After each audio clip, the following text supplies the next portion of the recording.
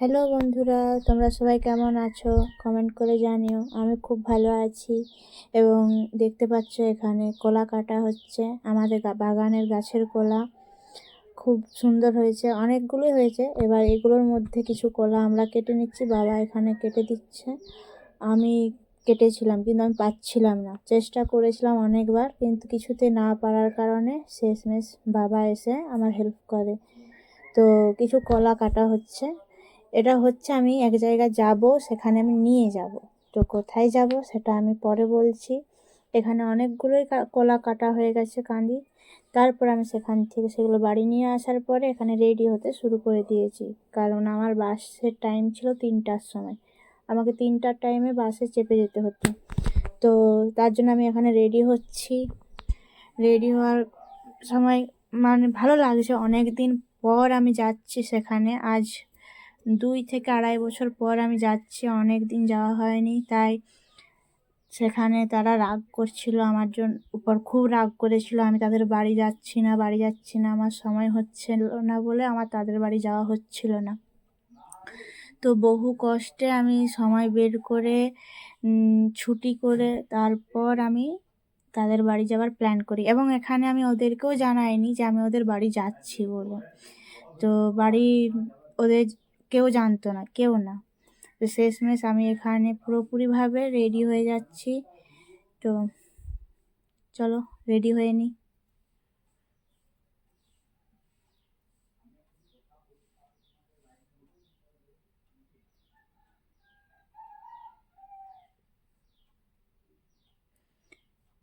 এখানে রেডি হয়ে নিচ্ছি এবং দেখো কোথাও অনেকদিন যাওয়া হয়নি, টাইম বের করে বেরোনো হয় না।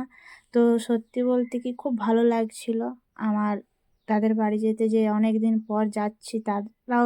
তাদের কেমন লাগবে এটা ভেবেও খুব ভালো লাগছিল। এবং আমি নিজে এত কষ্ট করে সময় বের করে টাইম বের করে যে যেতে পারছি, এটা আমারও খুব ভালো লাগছিল। কারণ দেখো টানা কাজ তো আমরা প্রত্যেকেই করি, কিন্তু মাঝে মাঝে একটা ছুটি কাটালে খুব ভালোই হয়, তখন মাইন্ড ফ্রেশ হয় এবং তারপর আবার নিজের কাজে ফিরতে খুব ভালো লাগে, নিজের মতো করে আবার কাজ করে নিতে খুব ভালো লাগে। তো এখানে আমি পুরোপুরি কমপ্লিট রেডি হয়ে নিয়েছি।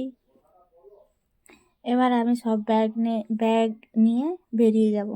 তো বাবা আমাকে যাচ্ছে বাসে চাপাতে, ওখানে বাস স্ট্যান্ডে আমাকে পৌঁছে দিতে নিয়ে যাচ্ছে। আমি বাবার সাথে যাচ্ছি। এটা আমাদের গ্রামের রাস্তা। দারুণ পরিবেশ, এত সুন্দর পরিবেশ আজকে ছিল, খুব সুন্দর। বাইরে বৃষ্টিও হয়েছিল সকালের দিকে। তো পরিবেশ একদম ঠান্ডা ছিল, গরম লাগছিল না খুব একটা। তো কালী মন্দিরের পথ ধরে নিয়েছি। এবার আমি প্রায় পৌঁছে গেছি বাস স্ট্যান্ড।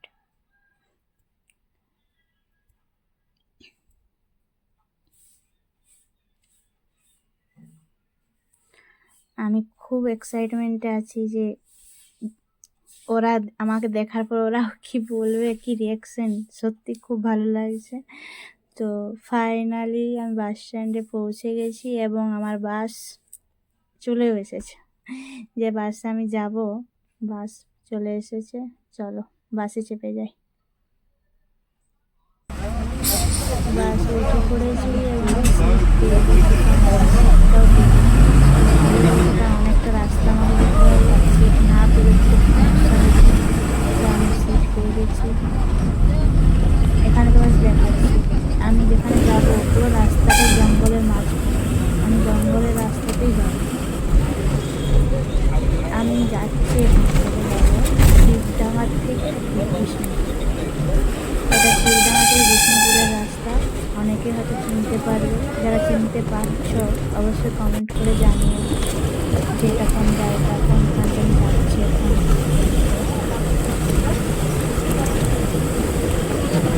পরিবেশ দেখো একদম পরিষ্কার, এত সুন্দর। বৃষ্টি হওয়ার পর এই যে রোদ, এত সুন্দর মনোরম পরিবেশ, সত্যি বলতে খুব সুন্দর।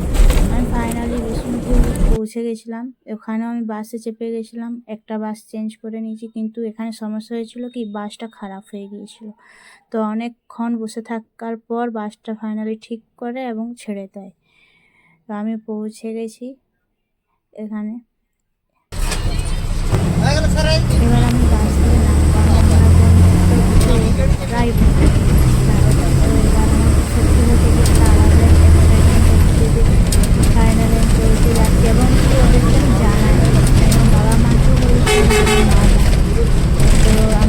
থেকে বাবা মাও জানায়নি এবং আমিও জানাইনি। ফাইনালি আমি টোটোতে চেপে গেছি এবং যাচ্ছি।